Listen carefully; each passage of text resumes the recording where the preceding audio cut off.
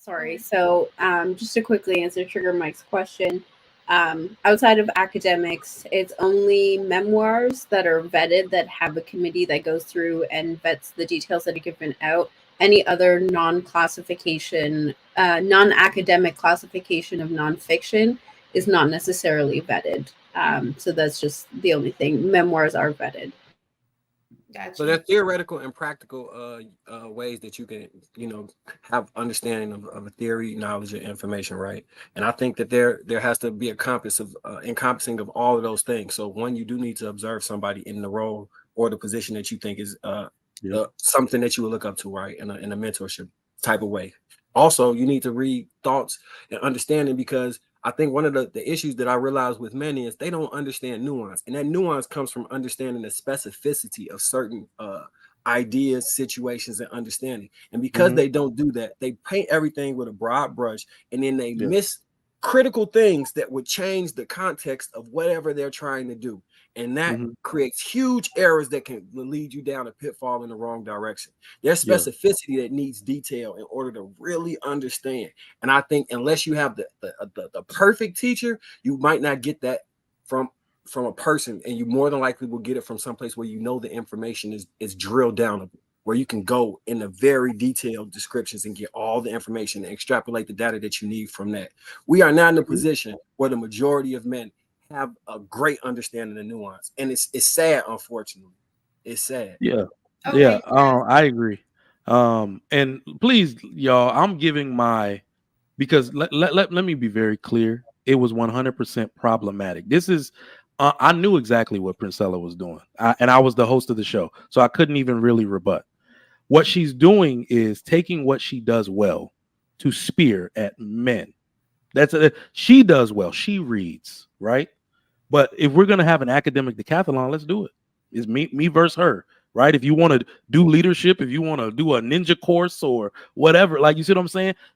Leaders are readers. She's doing everything she does well, right? She reads, she does this to put it on display. Say, leaders do this. No, I have learned more about leadership through observation, trial and error, sacrifice, result. Like, you see what I'm saying? So I could go 100% back at her with an alternate perspective, right? And what I just wanted to make sure I made clear is that, yes, I believe men do start reading, like you said, Marcus, to get the accounts of others. That's how you start interpreting nuance better, to get the accounts of others who are doing the same job. He did it this way, and he is detailing why he did it that way. That's going to help you interpret nuance. But the one thing I noticed about most men, you have to develop your interest and understand your purpose first. That's what leads you to books, right? That's why I said we don't read for leisure. I literally read all day. That's my job. I'm a dean. What's the quickest? Yeah, what's the quickest way to experience life without actually experiencing life? Okay, you guys. This is just my, because I know that we've talked about on this show education, a lot. And I think I was very sensitive to that specific topic because of working with, young students. And I see the fact that they struggle with reading. And knowing our historical background about the fact that we weren't even allowed to read, to then get to a point where people died from just trying to read, to the point that we're now like, oh, well, I don't need to read. I don't need to read a book. Like, it just baffles my mind that we'll argue the fact that, and I'm not just saying you, I'm just that whole thing, to argue the fact that we don't need, we don't really need to read. My thing is, why can't you do both? Why can't you do both? You learn from experience, but you also learn from reading. And just the process of reading, it develops your mind in a different way as well. So you're exercising certain things in your brain that you don't when you're just learning, auditorily, hearing somebody tell you something. Oh, okay. So, I'm not talking about learning to read. Like, everybody need to learn to read. Like, damn, I'm not saying nobody needs to read like black boys need to have a 4th grade reading level forever. And Absolutely not. Like, learn to read, but Okay, Enos, and that's the last one. Yeah, let's go. Yeah, just a quick yes or no question. Are they still using reading as a predictor of whether or not somebody's going to wind up in prison or jail? Of course. Yeah. So Oh, why yeah, wouldn't we make definitely. reading cool? Why wouldn't we We promote can't. reading? We can't. I think it's biological. What I think is that What? no, listen. We can't make reading cool because so think about it this way. What do these kids already find cool?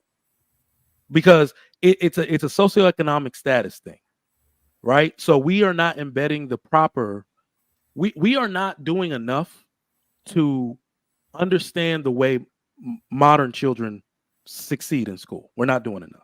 It's either the school doesn't have enough resources or people can't dedicate enough time to understand that there's a different way to do it. Answer my question, yes or no. Do schools teach the same way and encourage teachers to teach the same way?